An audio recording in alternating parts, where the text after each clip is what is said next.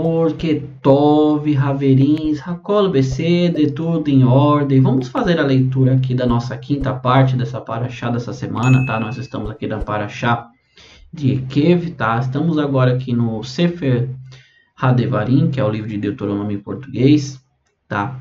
Vamos fazer a leitura aqui do Perek 10, o capítulo 10 e o Pasuk 12, tá bom?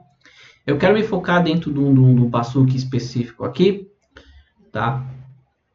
Que nos chama bastante atenção. Então, sem mais delongas, vamos fazer a leitura aqui. Vamos aqui Pasuk por Pasuk. Depois nós voltamos nesse Pasuk para a gente podermos, né, nesse versículo, para a gente podermos aprofundar, tá, sobre esse assunto. Então, sem mais delongas, vamos assim, ó. Veatá Israel ma Hashem loleheha, né? Agora, Israel, o que Deus, Hashem, o Deus de vocês, ele pede? Shoelo meimar ki in leira'a eta Hashem, né? Você venha o que? A temer ao teu Deus, né? In leira'a, ou seja, você tema ao que? Eta Hashem, tema ao seu Deus. Eloheha, né? O Deus, o seu Deus. Lalechet berro derahav, ou seja, que você ande nos seus caminhos. O lahavá otan, que você né? Que você venha amá-lo. Vela avode eta Hashem eloheha, para que você venha servi-lo ao teu Deus, tá? Berrou levaverra o verrou nafsheha, com todo o teu coração, e o verrou nafsheha, com toda a tua alma, tá? Então, esse primeiro Pasuk, o Pasuk 12, vem falar para o povo de Israel. O que Deus vem pedir de vocês? Que vocês andem em todos os seus caminhos. Que vocês o temam, tá? E que vocês o sirvam. Com o quê? Com todo o seu coração, berrou, levaver, o verrou nafshehi, com toda a tua alma, tá? Já esse primeiro Pasuk, ele nos daria aqui uma mensagem muito profunda, viajando por toda a Torá aqui, tá? Mas é um outro versículo que eu quero me aprofundar com vocês. Mas só entendendo aqui, nós já conseguimos compreender o que Deus pede para nós. O que Deus pede para Israel? O que Deus pede para todos? Que nós viemos a temê-lo, tá? Aquele temor de respeito. Que nós viemos a andar em todos os seus caminhos, né? Berrou derahav, ou seja, em todos os seus caminhos. Que nós viemos a amá-lo, né? O lahavá, oto, amá-lo ele com todo o seu coração. Lehavod, né? Leavod, para nós servirmos a ele. Então nós entendemos muito bem que o que Deus pede é que nós nos entregamos a ele com todo o nosso coração, com toda a nossa alma. Que nós viemos a seguir todos os nossos caminhos, dentro dos caminhos de Deus. Tá? E o que nos concerne os caminhos de Deus, se não que seguimos os seus mandamentos? Tá? Vamos continuar aqui para a gente não ficar preso só nessa mensagem, como eu falei, daria tempo e horas aqui, na verdade, tá? O Pasuk seguinte, ele fala assim: Lishmot et mitzvot Hashem ve'et hahukatav asher anohi metzaver hayon letov leha, tá? Que é o quê? Guarde os mandamentos de Deus, seus mandamentos suprarracionais, que nós já cansamos de explicar aqui, tá? Os ruquinhos, os rukot, que ordeno a você hoje para o seu próprio benefício. Então, que nós guardamos os mandamentos de Deus, tá? Que nós viemos a compreender que eles são para o nosso próprio benefício, tá? Eu queria me aprofundar mais em cada Pasuk, mas verdadeiramente nós temos um assunto importante para tratar aqui, tá? Mas aqui você já consegue entender. Que fala assim, que quando nós viemos a guardar todos os seus mandamentos, tanto as mitzvot, né, os mandamentos em gerais, como as Rukim, que são os mandamentos que nós não compreendemos, já dei vários exemplos aqui em vários vídeos, tá? A maioria dos vídeos falam sobre isso, tá? É para que nós viemos a entender, compreender que a cada passo que nós damos nesse mundo aqui, nós damos um passo também dentro dos mandamentos de Deus. Que nós viemos a seguir a nossa vida em todo o serviço a Deus. Tá? Não é porque o amigo fala isso ou falou aquilo, não, você não precisa disso, você não precisa daquilo, ou mesmo um familiar. Nós devemos seguir conforme os mandamentos de Deus. Tá? A Hashem, seu Deus, pertence os céus de baixo e de cima, a terra e tudo que está sobre ela. Somente seus antepassados Deus desejou amar, e ele escolheu seus descendentes depois deles, vocês dentre todas as nações, como nesse dia. Nós temos aqui uma série de versículos que eles são bem autoexplicativos. Então Deus fala que o amor de Deus era pelos antepassados deles, Abraham, Isaac e Jacob, e isso transpassou para os descendentes deles em cima da promessa que Deus havia feito para eles lá atrás, e que Deus escolheu seus descendentes depois deles, você dentre todas as nações, como nesse dia. Deus escolheu o povo judeu, nós já falamos pelo motivo da escolha, tá? Mas o passuque aqui ele só vem, verdadeiramente o versículo ele só vem aqui nos reforçar, tá? Aí tem uma mensagem interessante aqui, ó, versículo 16 diz assim: vocês deverão circuncidar o prepúcio de seus corações e vocês devem deixar de ter uma dura cerviz. Nós já falamos aqui bastante sobre o povo de Israel naquela época, sobre a questão da dura cerviz, nunca dura, né? E agora Hashem vem aqui através de Moshe e fala para eles circuncidarem o prepúcio do coração. O coração ele tem uma membrana, né? Que protege ali toda a parte muscular do coração.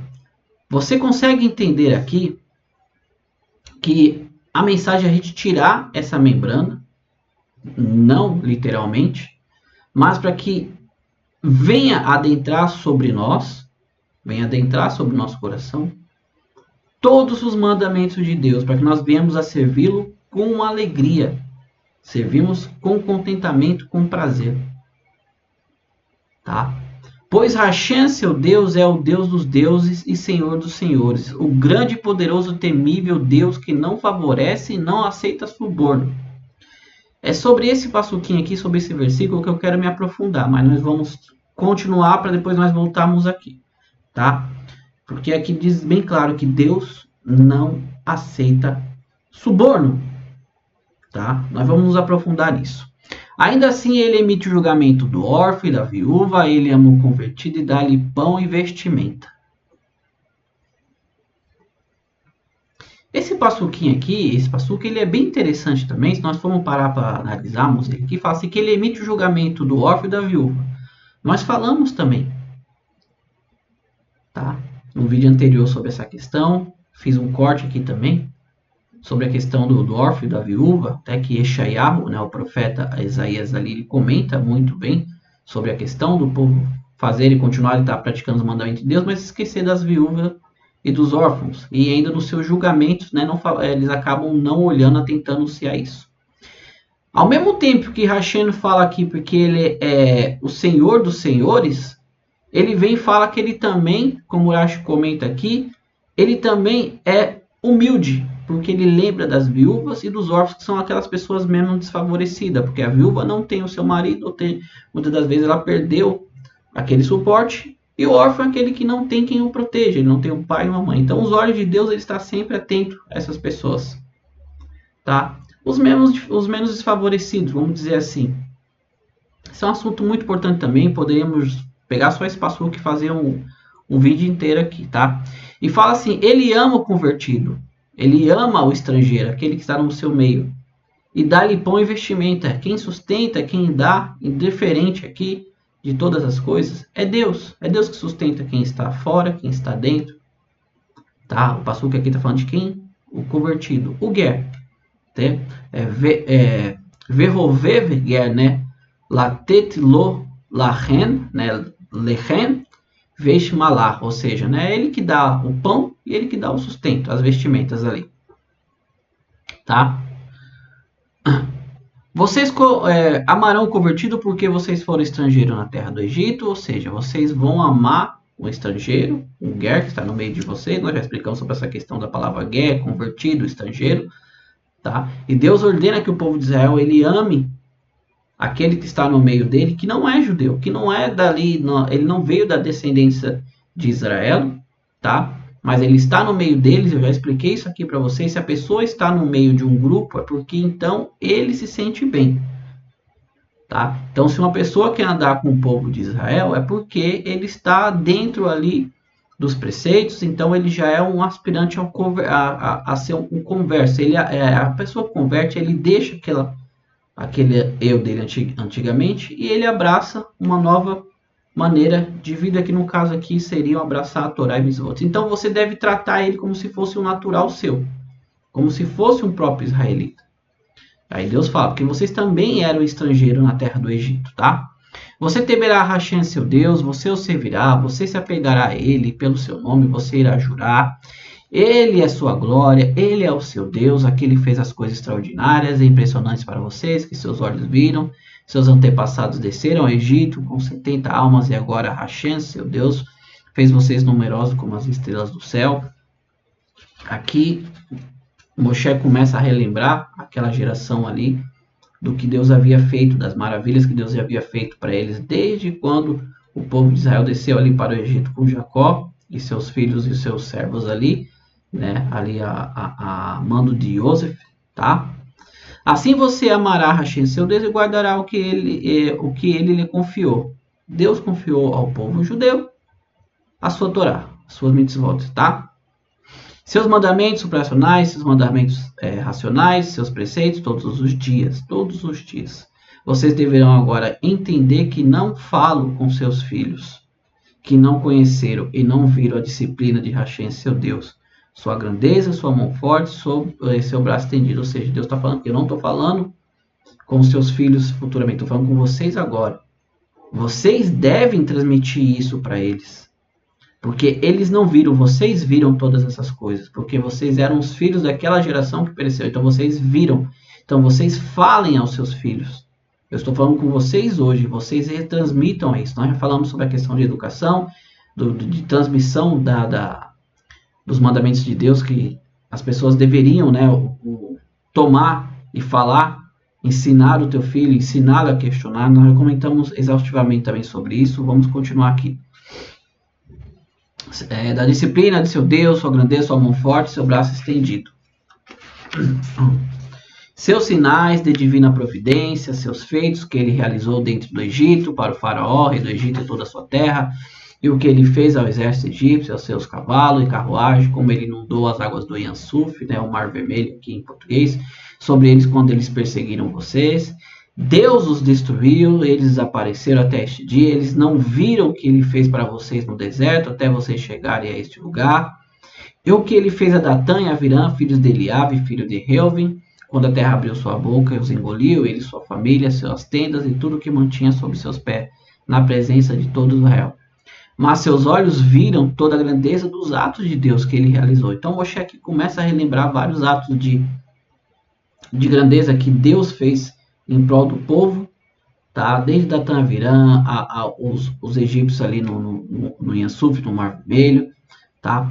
Portanto, vocês devem guardar todos os seus mandamentos que eu ordeno hoje, de forma que vocês fiquem fortes para vir a tomar posse da terra que vocês estão atravessando para possuir. E para que vocês prolonguem seus dias na terra que Deus jurou dar aos seus antepassados, a eles e aos seus descendentes, uma terra onde flui leite e mel. Então, meus amigos, daqui nós entendemos bem. Entendemos bem que Deus exorta o povo a observar, a guardar ali os seus mandamentos, para que isso prolongue os dias deles ali sobre a terra de Israel, a terra de Canaã, tá? Mas como eu disse com vocês aqui, eu queria me focar justamente no Passuque 17, né? No versículo 17, que diz que, pois Deus, seu Deus, é o Deus dos deuses e Senhor dos senhores. O grande, poderoso e temível Deus, que não favorece e não aceita suborno. Tá? Aí nós temos uma questão aqui, é uma pergunta básica. Como Deus poderia, possivelmente, ele aceitar suborno? O Midrash, ele nos traz esse assunto assim de uma maneira muito, muito profunda, tá? E eu vou fazer a leitura aqui de todo o Midrash, vamos entrar no comentário interessante para a gente entender bem essa questão do suborno, tá? E o Midrash, ele fala assim, ó, está escrito em sua Torá, não aceite suborno, tá? Isso lá está em Shemot, que é o livro de Números, tá? No capítulo 23, versículo 8.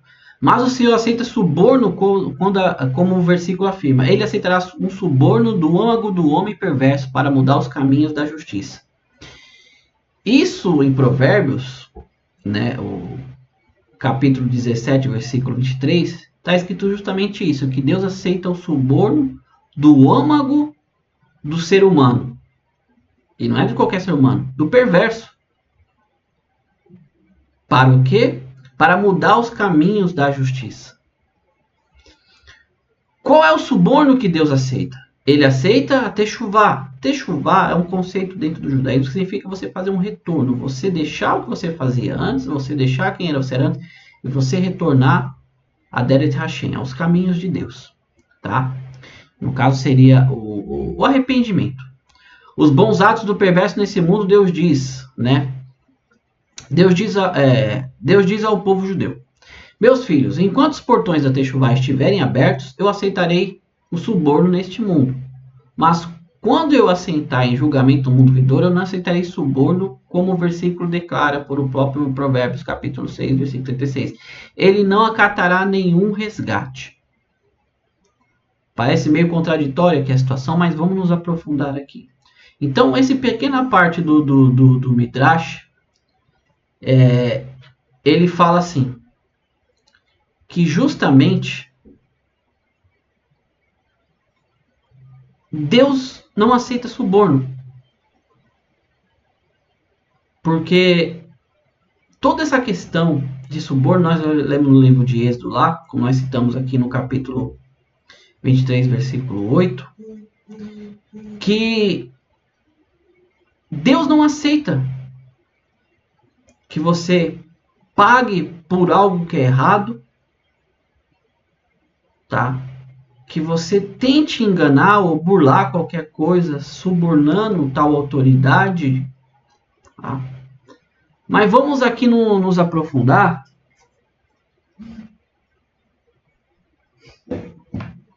Desculpa, só estava deixando o celular no mudo ali. Vamos nos aprofundar, lendo o texto aqui, e vamos trabalhar em cima desse assunto. Tá? Aceitar suborno é uma proibição explícita da Torá, como nós lemos lá em Êxodo 23:8. E no capítulo aqui do próprio Devarim, que vai estar lá um pouquinho mais na frente, no capítulo 16, no versículo 19. Porque isso pode fazer um juiz emitir um parecer em desacordo com a lei. Assim como alguém poderia sequer imaginar que Deus aceitaria suborno a ponto de a Torá precisar nos informar aqui no versículo 17 que ele de fato ele não o faz. Então, como isso está bem descrito em 2, 3 partes agora aqui da Torá, como que alguém em sã consciência pode achar que Deus aceita suborno? Tá? Além disso, nosso versículo parece contradizer a declaração em Provérbios que diz, né, ele aceitará um suborno do âmago do homem perverso para mudar os caminhos de justiça.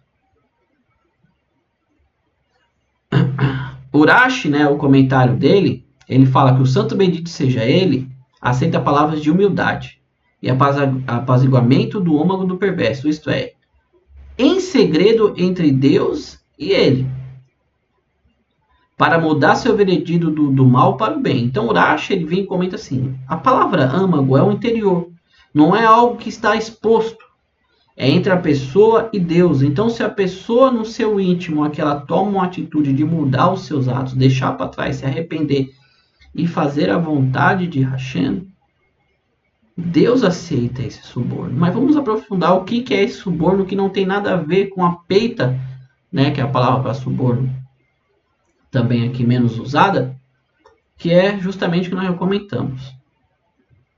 O Midrash explica mais adiante que os subornos que Deus recebe são a techuvá e os bons atos do perverso que retorna a ele. São estes aspectos, né? Sob esses aspectos nós podemos entender que o versículo Deus não aceita um suborno deve ser falado das mitzvah em geral que não são suficientes para subornar Deus e fazê-lo anular seus decretos. Ou seja, quando o texto aqui no literal está falando que Deus não aceita suborno, está falando dos seus mandamentos, daquilo que Deus já colocou e que é explícito. Tá? Techuvá, por outro lado, é capaz de fazer exatamente isso, como o versículo de Provérbios declara. Ele aceitará um suborno do âmago do homem perverso. Se ele for subornado com techuvá, tá? No entanto, ainda nos resta entender por que a Torá compara techuvá a suborno, que é uma perversão da justiça. Então, daqui nós podemos compreender, como explicado, que esse tipo de suborno, de techuvá, ele é entre Deus e o homem. E nos resta entender por que a Torá compara, né, o Midrash compara que, na verdade, a techuvá a um suborno. Rambam, nós temos muitos comentários aqui, meus amigos. Rambam, nós já comentamos sobre ele aqui, ele praticamente escreveu ele trouxe todas as 613 leis da Torá aqui, explicou minuciosamente cada uma, e ele também tem as leis de techuvá, que é as leis de arrependimento, de retorno. E ele explica que o processo dentro da Torá, como é feito essa techuvá. Tá? Vamos continuar aqui para nós entendermos melhor. Rambam descreve o processo de techuvá assim. Estas são partes do processo de techuvá. O penitente ele deve implorar intensamente, né, com lágrimas e súplica. Ele deve dar caridade ao máximo de suas possibilidades. E deve se distanciar o máximo possível do assunto com o qual pecou. Então o Rambam ele começa explicando o seguinte, que aquele que quer fazer um retorno, quer fazer um arrependimento, a primeira coisa que ele tem que fazer é suplicar muito para Deus. E isso não é simplesmente, me perdoa. Não. Com lágrimas, você tem que mostrar arrependimento. Você deve crescer em caridade. Você deve crescer em tzedakah, ajudar, fazer, dar dinheiro, dar algo para alguém que necessita. Você deve crescer nisso. Tá? E no terceiro ponto, ele deve se distanciar daquilo que fez ele se afastar de Deus. Aquele tipo de pecado que o fez afastar de Deus. Ele deve se afastar ao máximo. Esse é o começo do processo de uma pessoa que realmente está arrependida. Ele deve mudar seu nome como querendo dizer, eu sou uma pessoa diferente, eu não sou a mesma pessoa que fez aquelas coisas. Essa questão do mudar o nome, eu digo para vocês assim, Rambam, ele é muito literal no assunto dele. Tá, qualquer hora aqui nós vamos fazer um vídeo só sobre Rambam, sobre os principais pontos de vista de Rambam, de várias partes da Torá também, tá? Porque Rambam ele é muito profundo, literalmente, nos assuntos. Então, no ato de você mudar esse nome, é óbvio, não muito literal, você vai mudar, é igual aquela pessoa, lá vai Deus nos livre aqui, lá vai Amauri o pilantra, lá vai Amauri o mentiroso. Essa característica ela tem que mudar. A pessoa tem que olhar para você e falar, não era aquele fulano ali que fazia isso? Agora ele é o fulano que faz isso e isso. E isso ao tempo vai mudando. A pessoa para de chamar o Amauri do pilantra, Deus no livre, do mentiroso, e começa a falar, aquele ali não é o Amauri, aquele que vive ajudando as pessoas, não é o Amauri, aquele que vive fazendo tzedakah. É essa questão do nome mudar, a atribuição que é lhe dada. Tá? Ele deve mudar todos os seus atos para seguir um caminho mais correto. Ele deve se exilar, né, visto que o exílio expia pelos pecados e torna a pessoa submissa, humilde e branda. Essa questão aqui que ele deve mudar de lugar, você lembra da cidade de refúgio que nós comentamos aqui? Que era um lugar onde particularmente a pessoa fugia quando ela cometia ele cometia a morte de alguém não intencional. Ele tinha que fugir para essa cidade, para até que a fúria dos parentes ali se aplacasse. Ele ficava ali até que o sacerdote havia morrido. E ali ele se reencontrava novamente com Deus, porque a cidade dos sacerdotes era um lugar onde vivia constantemente, 24 horas ali, em Avodat Hashem, em serviço a Deus. Então ele vendo aquilo, ele também trazia para ele o arrependimento, por mais que ele não tenha feito aquilo intencionalmente, ele voltava ali pelos caminhos de Deus. Então, quando fala você mudar aqui de cidade, você mudar, fala justamente dessa situação. Você, se possível, realmente, quando a pessoa ela comete algo no lugar, ela muda de cidade.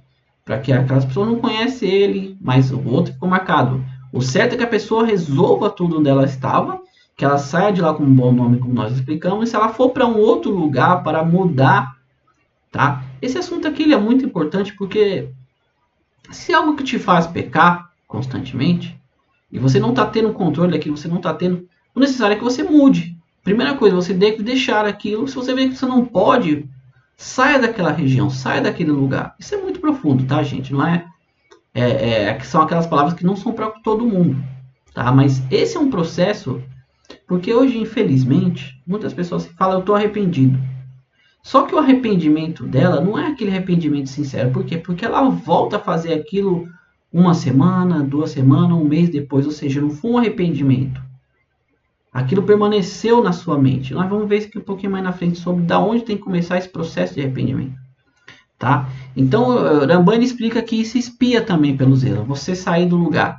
E nós sabemos que quando a pessoa ia ali para a cidade de refúgio, a cidade de sacerdote, ela espiava também por esse erro.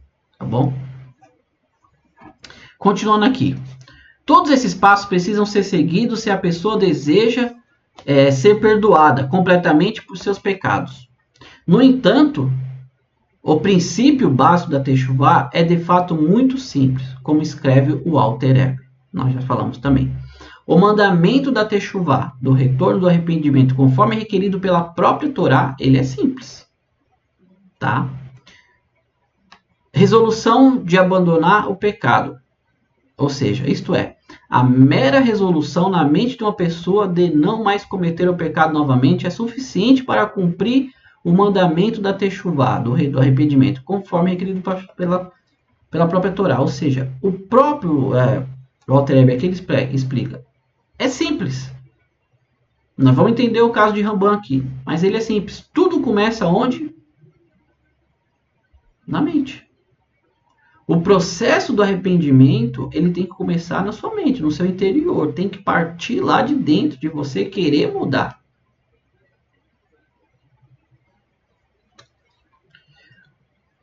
Assim, antes mesmo de a pessoa realizar todo o processo relacionado acima que nós falamos de Ramban, considera-se que ela se arrependeu. Ou seja, a partir do momento que a pessoa dentro de si, ela já tenha esse anseio de não cometer mais do que ela havia cometido, ela querer mudar, o processo ali já começou. Já se entende que ela fez Teshuvá. Pergunta assim, qual então a necessidade de implorar intensamente a Deus com lágrimas e súplicas e mudar todas as suas ações para com Deus? Para com Deus, né, e para melhorar? Se a pessoa já cumpriu o mandamento da Teshuvá conforme requerido pela Torá, ao abandonar o pecado. Isto é porque no momento em que ela resolve abandonar o pecado, representa a mera concepção da Teshuvá. Mas sua nova identidade ainda não nasceu. Então, entendamos bem. Ramban, ele estipulou aqui todos uns passos a ser seguido, para que a pessoa ela venha realmente a mostrar que se arrependeu. Só que o primeiro passo, a concepção disso, ela tem que partir do seu interior. Você tem que querer isso. Você tem que gerar isso dentro de você. Tá? Aí como diz aqui. Isso é porque no momento em que ela resolve abandonar o pecado, representa a minha concepção da sua Teshuvá, mas a sua nova identidade ainda não nasceu. A partir da concepção, um longo processo deve ocorrer durante o qual a pessoa implora a Deus intensamente por perdão, doa grandes quantidades para a caridade e muda completamente seu estilo de vida para melhor. Somente nesse ponto a pessoa nasce como um justo, como um tzadik. Então, um está ligado com o outro. Um não abole o outro. A partir do momento que você tenha dentro de você a necessidade de se arrepender, ela vai fazer com que você vá mudar totalmente seu comportamento, como são falados aqui pelas leis de Ramban.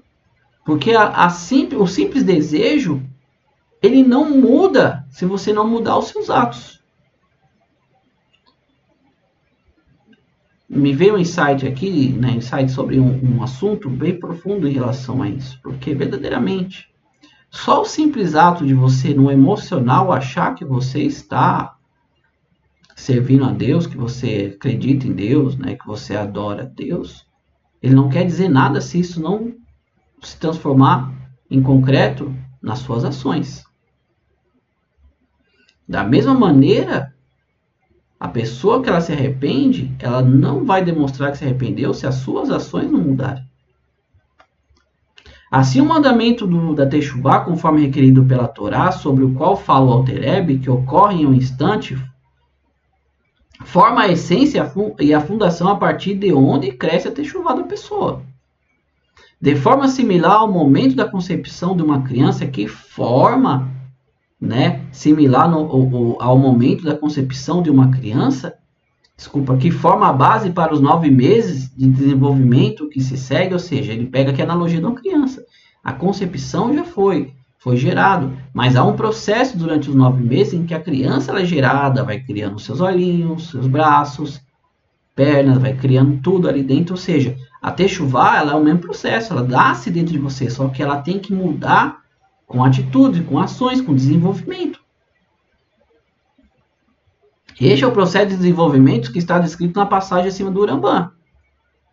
Como o Rambam falou, tudo isso tem que mudar. Uma distinção adicional entre a concepção e o nascimento de um judeu penitente é a diferença de como Deus percebe a pessoa e como ele percebe a si mesmo. Aqui vai entrar o mais profundo.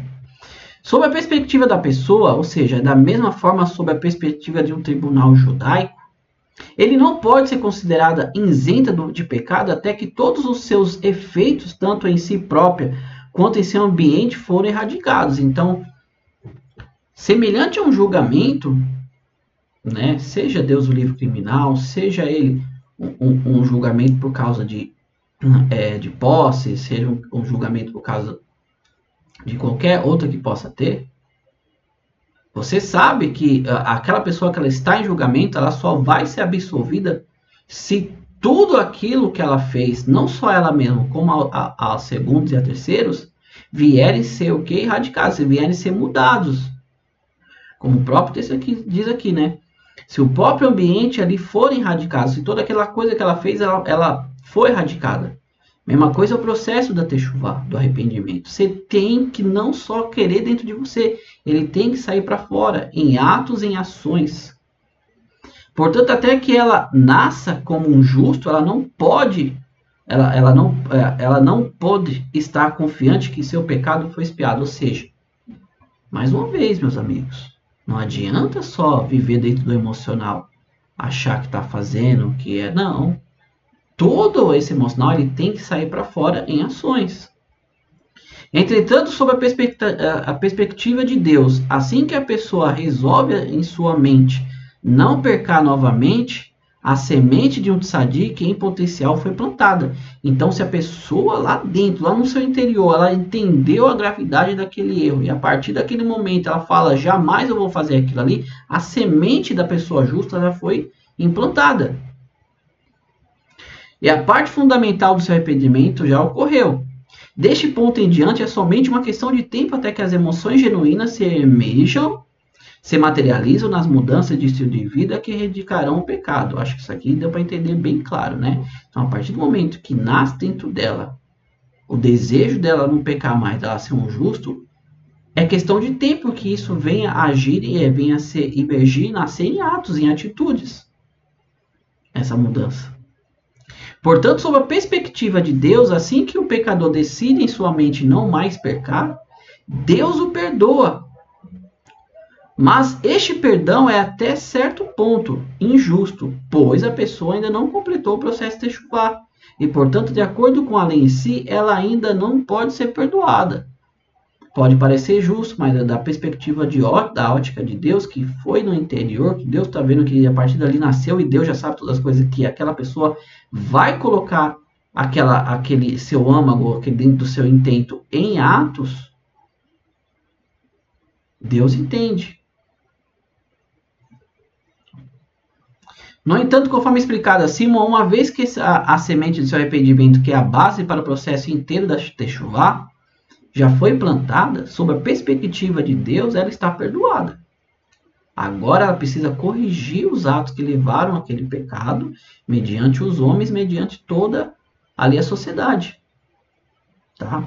Este é o cenário que a Torá descreve como um suborno. A Teshuvá da pessoa é suficiente para subornar a Deus a perdoá-la, embora ela ainda não mereça ser perdoada. É isso que é o suborno que é comentado ali em Provérbios. Esse é o tipo de suborno que Deus aceita. Porque Deus já olhou no interior e fala, essa pessoa realmente se arrependeu, ela vai mudar. No entanto, na análise final, Deus não está cometendo um ato proibido, pois de fato, sob a perspectiva de Deus, a pessoa mudou para melhor internamente. E é apenas uma questão de tempo antes dessa mudança se manifestar por completo. Então, meus amigos, o que nós vemos aqui no versículo, justamente assim, que se fala, no versículo 17, que se fala do que é esse suborno, você entende que isso é todo um processo e que não é simples.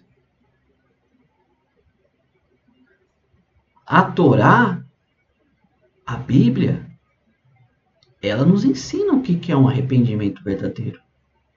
O verdadeiro arrependimento ele começa no seu interior, mas ele só é demonstrado em atos, em ações, em obras.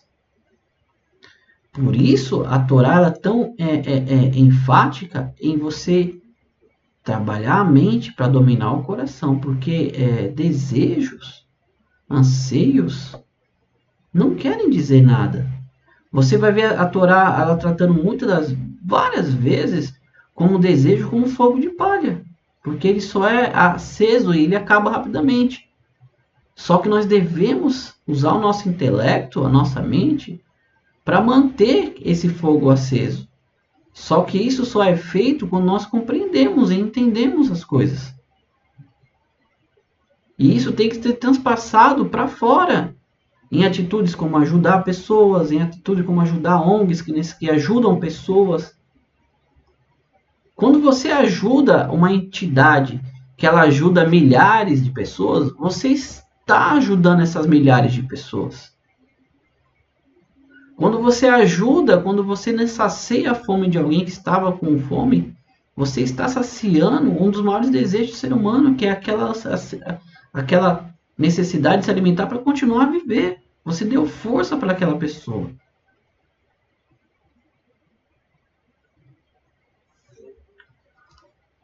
Então a Teshuvá não é só algo de fogo de palha. Ela tem que mudar em atos. Ela tem que ser transportada para fora. Meus amigos, eu espero que isso tenha ficado bem claro. Tá? Eu achei um assunto muito interessante porque, infelizmente, é tão fácil hoje você enganar, você mentir, você subornar. É tanta coisa que eu paro e analiso assim que eu falo. É difícil você entender. É difícil, no fundo do coração, você não querer sair bem sobre as coisas. O pior é quando você atribui isso a Deus. Tem gente que acha que a fé ela é maior do que a lei, do que os mandamentos. Então, se você tem fé o suficiente para enganar uma pessoa, se você tem fé suficiente para adquirir algo e não vir a pagá-lo, você adquirir algo, você já fazer algo, você fala assim, eu acredito em Deus que eu vou fazer isso, só que eu não vou pagar isso. Vamos usar esse termo. Ou eu tenho fé que eu vou usar uma identidade errada para tomar benefício sobre algo. Eu tenho fé que Deus me deu coragem para furar aquela fila para me tomar a frente, porque eu preciso trabalhar porque eu estou atrasado. Eu tenho fé que a caixa do supermercado me deu troco a mais. Você está entendendo que a fé ela não tem nada a ver com isso?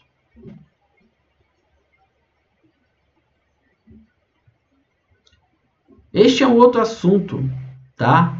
Em toda a Torá está escrito, em toda a Torá Deus é muito taxativo nisso. Você tem que andar segundo o que é correto, segundo o que é certo.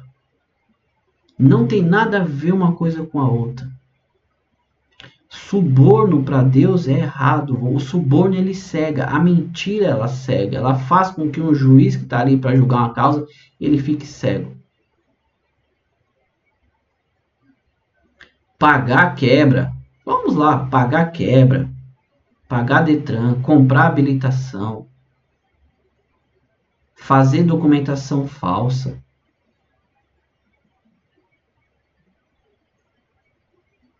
Furar fila, não devolver dinheiro que veio para você legalmente. Sabe?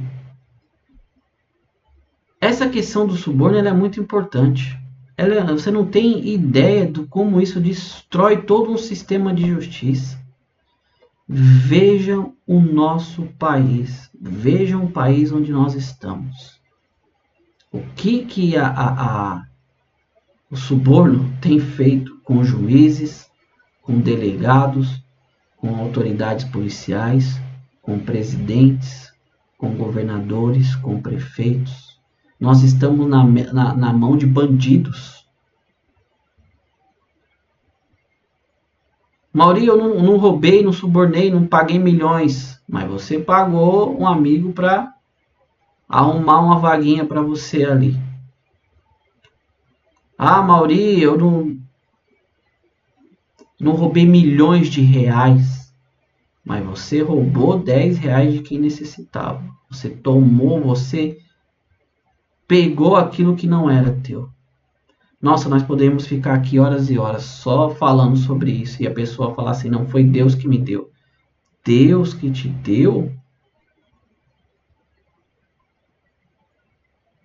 Se Deus fala para todo um povo que aonde eles vão entrar, numa terra onde existiam 7 povos, 31 reis que cuidavam de algumas províncias ali, ele estava tirando esse povo dessa terra porque eles faziam justamente todas essas coisas. Você acha que você, que faz a mesma coisa em prol da fé, você está fazendo o que Deus pediu?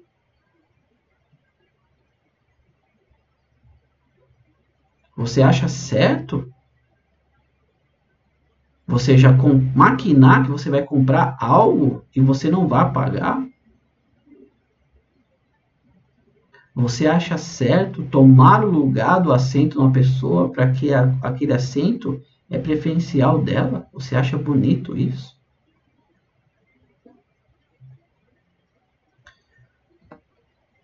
Amigos, vamos encerrar por aqui, porque esse assunto ele é muito grande, tá? Mas desde já eu quero agradecer você que nos acompanha já nesse mais de um ano aqui, tá? Você que é novo chegou a esse canal através desse vídeo. E a todos que têm alcançado esses vídeos Baruch Hashem, que vocês se inscrevam, deixem um like, compartilhem esse conteúdo, comentem, para que ele venha ganhar mais espaço, para que nós possamos olhar e observar, seguir os mandamentos de Deus e sabemos que nós aqui, como proferimos servir a Deus, nós temos que ser o exemplo. Se nós não formos o exemplo, não adianta de nada, você está perdendo o seu tempo. Tá bom, meus amigos? Bekol Tov, tudo de bom, Atzlahá, sucesso e parnassá, sustento na vida de todos. Que Mashiach se revele ainda hoje, seja construído o terceiro Beit HaMikdash, que possamos ali voltar com o serviço a Deus. Se não, meus amigos, se Mashiach não se revelar ainda hoje, que seja hoje, amanhã estaremos aqui novamente com a sexta e penúltima parte da nossa Parashá Shavua de Kev. Tá bom, meus amigos? Fiquem com Deus, mais uma vez, Toda Rabá. Muito obrigado. Bekol Tov, tudo de bom. E Lehitraut. Nos vemos no próximo vídeo. Tchau, tchau.